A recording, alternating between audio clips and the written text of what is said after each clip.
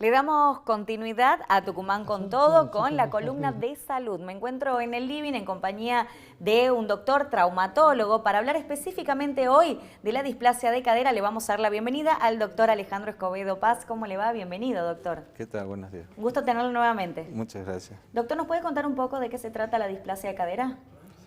La displasia de cadera, digamos, displasia es un término que aduce a la alteración de la forma o la función en un tejido, en un órgano. Una anomalía. Exactamente. En este caso es aplicado a una alteración, perinatal, ¿no es cierto?, congénita en general, que se produce en la cadera de los niños y que tiene como características, digamos, la falta de congruencia, o sea, la falta de relación de la forma en un área que se llama articulación coxofemoral. Significa que es una articulación que se forma entre el fémur y una parte del hueso coxal que forma parte de la pelvis. Esta es la articulación de la cadera y que en algunos niños se desarrolla dentro ya del vientre de la madre con algunas alteraciones. Estas alteraciones pueden ir desde pequeñas deformidades, que muchas veces pasan desapercibidas, hasta el extremo que es la luxación, es decir, esta articulación nace incluso ya desmontada, es decir, luxada, salido uno de los componentes que es el fémur del otro. Doctor, ¿y cuáles serían las causas de la displasia de cadera infantil? Bueno, las causas que se conocen y que son más frecuentemente halladas son algunos rasgos que son muchas veces hereditarios, exceso de laxitud en estas articulaciones, la postura dentro del vientre de la madre. Es muy conocido en el ámbito de la medicina los casos de los niños que nacen en podálicas, es decir, que nacen de nalgas. Esto produce un aumento de la presión en una articulación que es laxa, que es muy blandita y que tiende si esta presión se genera muy precozmente dentro del vientre, la va deformando e incluso puede nacer esta articulación fuera de su lugar.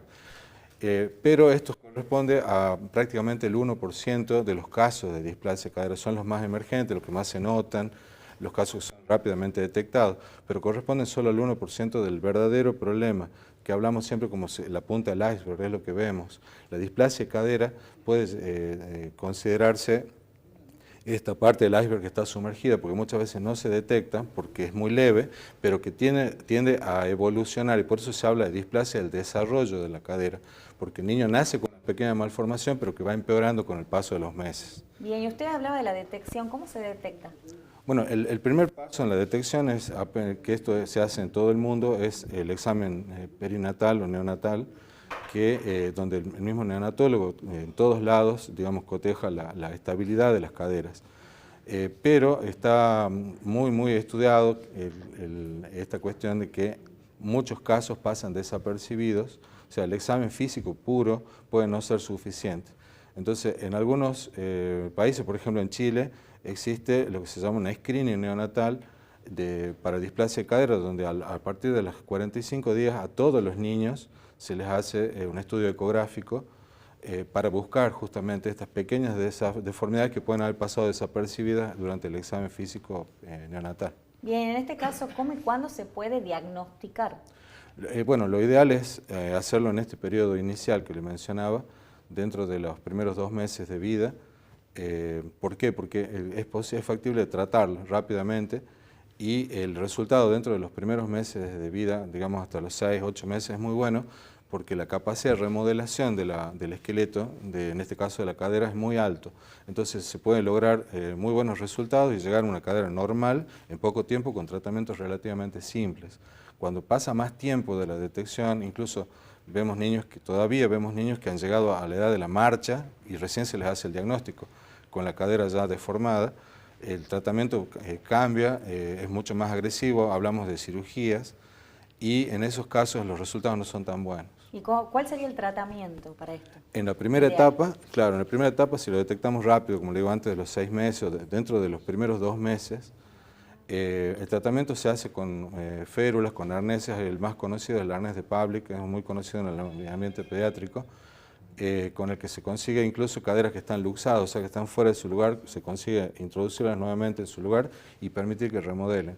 Después hay otros sistemas como férulas abductoras, yesos y demás según el caso, y es extremadamente la cirugía. ¿Y qué pasaría si no se trata a tiempo la displasia de cadera?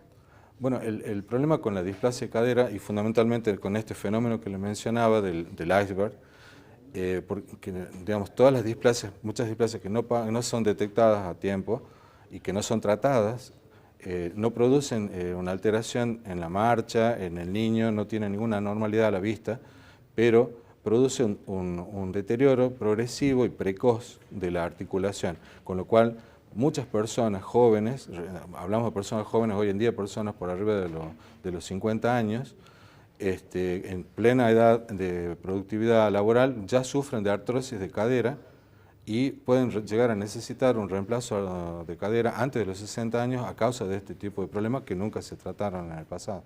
De hecho, un porcentaje bastante alto de los reemplazos de cadera, aproximadamente un 7 o un 8% de todos los reemplazos de cadera que se hacen, se deben a alteraciones en la cadera producidas por esta enfermedad que no ha sido detectada. Doctor, y ya para cerrar la nota, ¿hasta qué edad se puede corregir la displasia de cadera?